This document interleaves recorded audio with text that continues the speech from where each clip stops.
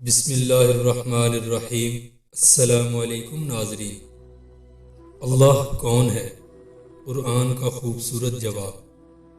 جس نے مجھے پیدا کیا ہے پھر وہی میری رہنمائی فرماتا ہے، اور جو مجھے کھلاتا پلاتا ہے، اور جب میں بیمار ہوتا ہوں تو وہ مجھے شفا دیتا ہے، اور جو مجھے موت دے گا پھر زندہ کرے گا، اور جس سے میں یہ امید لگائے ہوئے ہوں کہ وہ حساب کتاب کے دن میری خطاب بخش دے گا۔